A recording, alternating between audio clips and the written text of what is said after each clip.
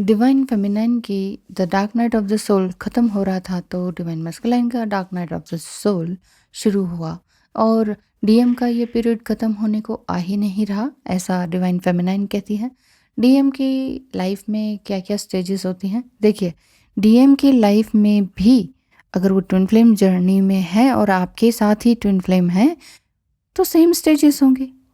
हाँ, ये बात अलग है कि दोनों का लेवल अलग होगा सोचने समझने का और एक्शन लेने का, क्योंकि डिवाइन मस्कुलाइन एनर्जी थोड़ी सी लोअर एनर्जी में होती है।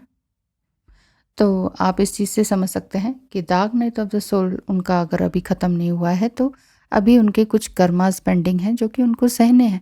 पास्ट लाइफ कर्मा, संचित कर्मा भी तो है, इस जन्म में जो इन्होंने कर्म किए हैं उसका भी तो फल भुगतना पड़ेगा।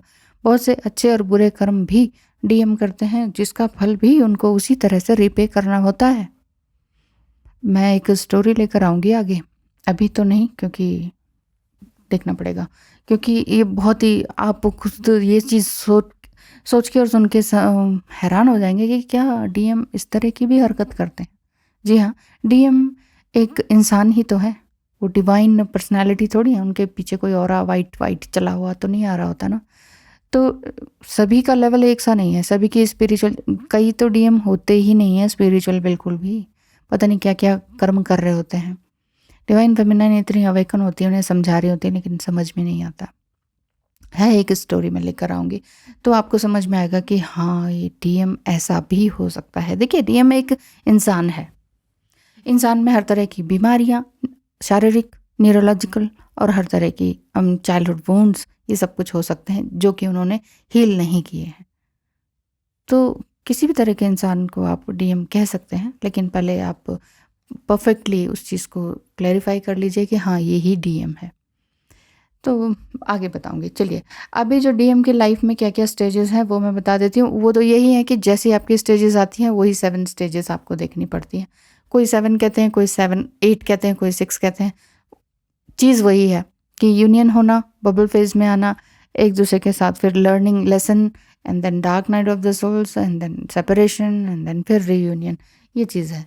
तो डीएम को अपनी शक्ल की सभी आप मतलब आपकी शक्ल की सभी दिखाई देती हैं और उनको लगता है, उन्होंने सवाल पूछा है एक डीएफ ने कि ये कौन सी स्टेज है, मतलब डिवाइन फेमिनाइन की शक्ल की अब उनको नज़र में आती है और वो उनको बोल रहे हैं।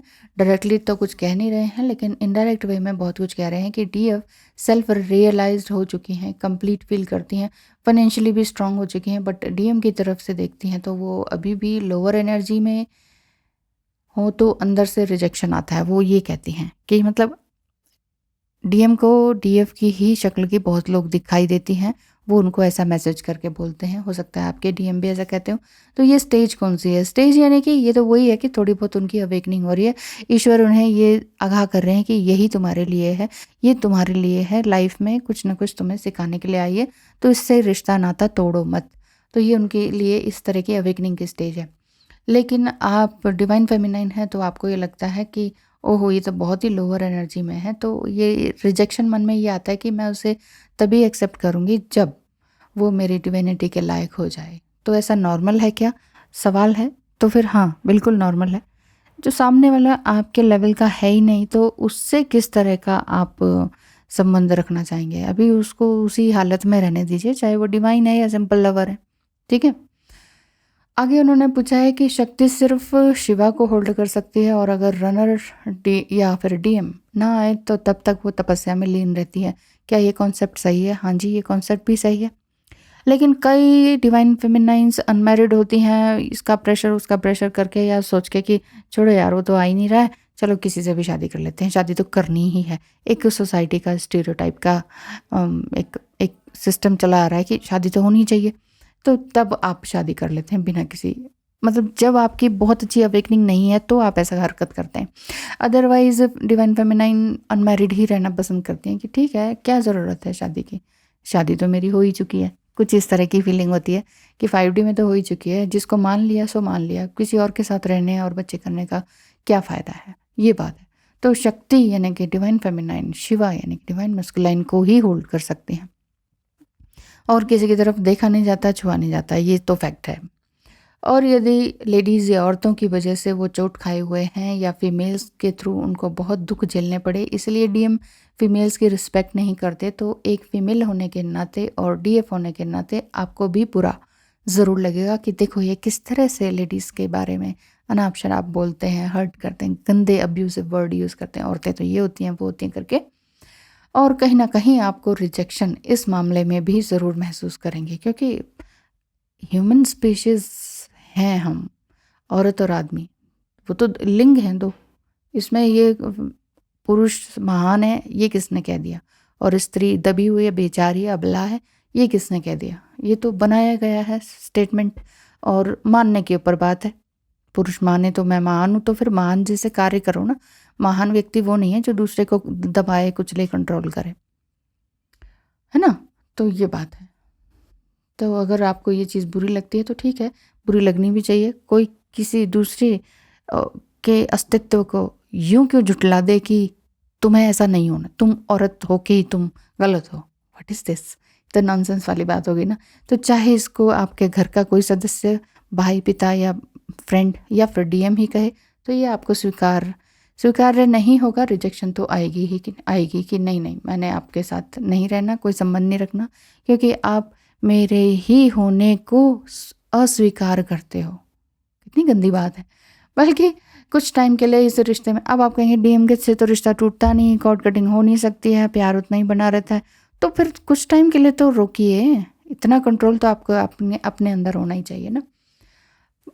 कुछ टाइम के लिए इस रिश्ते में आपको पॉज लाना चाहिए और स्पेस देना चाहिए एक दूसरे को, और इसी बीच अपने इमोशंस पर काम करना चाहिए।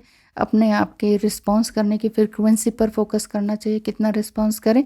सेल्फ एनालाइज करें कि मैं कब, क्या और कैसे सोच रही हूँ और क्या रिस्पॉन्स दे रही हूँ, क्या रिस्पॉन्स देने की ज़रूरत है भी या नहीं, क्योंकि आपको मालूम है कि रिस्पॉन्स देने से व्हाटएवर जो भी कुछ कहेंगे आप, कुछ भी समझाने के लिए या एक नेचुरल फैक्ट्स भी बताएंगे, तो भी आपके ऊपर उल्टा ही पड़ने वाला है। अगर आपको ये लगता है तो फिर वहाँ पर आपको बोलने की क्या ज़रूरत है?